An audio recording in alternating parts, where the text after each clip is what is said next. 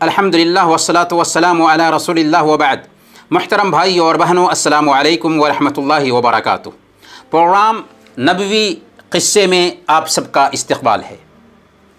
قبر پھٹ گئی اور مردہ بول اٹھا۔ امام احمد نے کتاب الزہد میں اور امام طحاوی رحمۃ اللہ علیہ نے مشکل الآثار میں یہ روایت نقل کی ہے۔ حضرت جابر بن عبداللہ رضی اللہ تعالی عنہ بیان کرتے ہیں کہ اللہ کے رسول صلی اللہ علیہ وسلم نے فرمایا، حدثوا عن بنی اسرائیل ولا حرج کانت فیہم العجیب۔ بنو اسرائیل کے قصے بیان کیا کرو، اس میں کوئی حرج نہیں، ان میں عجیب عجیب باتیں پائی جاتی تھیں۔ پھر آپ صلی اللہ علیہ وسلم نے بیان کرنا شروع کیا۔ چنانچہ آپ نے فرمایا، بنو اسرائیل کی ایک جماعت نکلی یہاں تک کہ زیارت قبور کے مقصد سے اپنے قبرستان میں سے ایک قبرستان میں آئے۔ انہوں نے کہا، کیا ہی اچھا ہوتا کہ 2 رکعت نماز ادا کرتے اور اللہ تعالیٰ سے دعا کرتے کہ ہمارے لیے مرے ہوئے لوگوں میں سے کسی کو نکال دے تاکہ ہم اس سے موت کے حوالے سے پوچھ سکیں۔ چنانچہ انہوں نے ایسا ہی کیا کہ 2 رکعت نماز ادا کی اور دعا کی۔ ابھی اسی کیفیت میں تھے کہ قبرستان کی ایک قبر سے ایک آدمی سر نکالا جو گندمی رنگ کا تھا۔ اس کی دونوں آنکھوں کے بیچ پیشانی پر سجدے کے نشانات تھے۔ اس نے کہا، اے لوگو، تم مجھ سے کیا چاہتے ہو؟ میں 100 سال پہلے مرا ہوں، لیکن اب تک مجھ سے موت کی گرمی ٹھنڈی نہ ہو سکی ہے۔ پھر اس نے ان سے گزارش کی کہ میرے لیے دعا کرو کہ مجھے ویسے ہی برزخی زندگی میں لوٹا دے جیسے پہلے تھا۔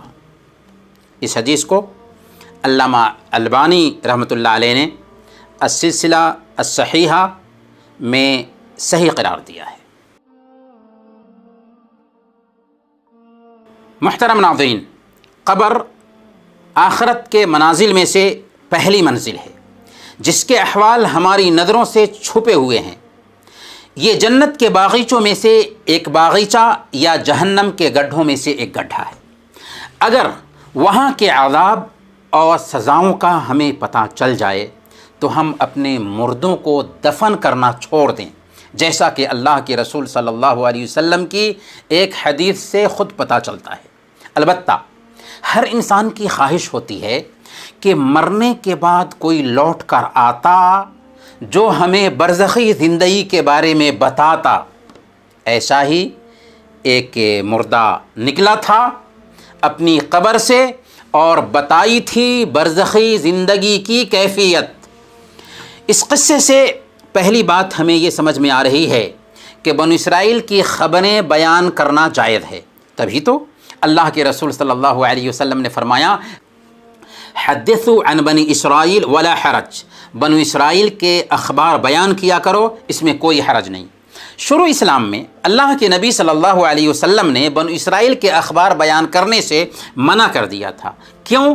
کیونکہ شرعی احکام کے استقرار سے پہلے ڈر تھا، اندیشہ تھا کہ ایسا نہ ہو کہ ان کی کہانیاں شریعت کا حصہ بن جائیں۔ لیکن جب شرعی احکام کے تئیں اطمینان حاصل ہو گیا تو اللہ کے نبی صلی اللہ علیہ وسلم نے بنو اسرائیل کے قصے بیان کرنے کی اجازت دے دی کہ ان کی اچھی باتیں بغیر سند کے ان کی کتابوں کے حوالے سے بیان کی جا سکتی ہیں، کیونکہ ان میں عبرت، نصیحت اور پیغام ہوتا ہے۔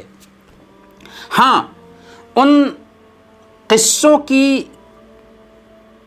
کذب بیانی، ان قصوں کا جھوٹ اگر واضح ہو جائے تو پھر انہیں بیان کرنا جائز نہیں ہوگا۔ اس قصے سے ہمیں دوسرا سبق یہ ملتا ہے کہ اولیاء کے کرامات حق ہیں، کہ اللہ تعالیٰ نے ان لوگوں کے سامنے اپنی قدرت کا کرشمہ ظاہر کرنے کے لیے مردے کو زندہ کر دیا، جس نے اپنی قبر سے سر نکال کر ان سے گفتگو کی اور برزخی زندگی کے احوال کے بارے میں بتایا۔ اور مردے کو زندہ کرنے کا یہ کوئی پہلا واقعہ نہیں تھا، بلکہ اس سے پہلے بنو اسرائیل میں اس قبیل کے کتنے واقعات گزر چکے ہیں۔ قرآن و حدیث میں اس کے بہت سارے دلائل پائے جاتے ہیں۔ مثال کے طور پر اللہ تعالیٰ نے بنو اسرائیل کے مقتول کو زندہ کر دیا، جس نے زندہ ہونے کے بعد اپنے قاتل کا پتہ بتایا اور پھر مر گیا۔ اسی طریقے سے اللہ تعالیٰ نے اس آدمی کا بھی ذکر کیا جسے اللہ نے 100 سال تک مردہ رکھا، پھر زندہ کیا، تاکہ دکھا دے کہ کیسے مردوں کو زندہ کیا جائے گا۔ اسی طریقے سے اللہ تعالیٰ کا حضرت ابراہیم علیہ السلام کے لیے پرندے کو زندہ کرنے کا قصہ بھی قرآن میں مذکور ہے۔ اس قصے سے تیسرا سبق یہ ملتا ہے کہ ایک شخص جس کے ظاہری اوصاف اس کی نیکی اور تقوی شعاری کا پتہ دیتے ہیں، لیکن دنیا سے جدائی کے بعد کیسی سختی سے دوچار ہے کہ 100 سال گزرنے کے بعد بھی موت کی سختی میں کمی نہ آ سکی ہے۔ یاد رکھیں، موت اور اس کی سختی برحق ہے، قبر اور اس کا بھینچنا برحق ہے، منکر نکیر کا سوال بھی برحق ہے، اور قبر دبوچتی بھی ہے۔ اگر قبر کے دبوچنے سے کسی کو نجات مل سکتی تھی تو حضرت سعد بن معاذ رضی اللہ تعالی عنہ کو نجات ملتی، جن کی موت سے عرش الہی کانپ اٹھا تھا۔ اس قصہ سے سب سے اہم پیغام یہ بھی ملتا ہے کہ ہمیں چاہیے کہ موت کو ہمیشہ یاد رکھیں، یوم آخرت کی تیاری کریں، فکر آخرت کو اپنے ذہن میں بیٹھائے رکھیں، اور اپنے نفس کو عذاب الہی سے بچانے کے لیے ہمیشہ فکر مند رہیں، کیونکہ اصل کامیابی آخرت کی کامیابی ہے۔ اللہ تعالیٰ نے فرمایا سورہ آل عمران آیت نمبر 185، کل نفس ذائقۃ الموت وانما توفون اجورکم یوم القیامہ فمن زحزح عن النار وادخل الجنۃ فقد فاز وما الحیاۃ الدنیا الا متاع الغرور۔ آخر کار ہر شخص کو موت کا مزہ چکھنا ہے، اور تم اپنے اجر قیامت کے دن پانے والے ہو۔ کامیاب وہ ہے جو جہنم کی آگ سے بچ جائے اور جنت میں داخل کر دیا جائے۔ رہی یہ دنیا تو یہ دھوکے کا سامان ہے۔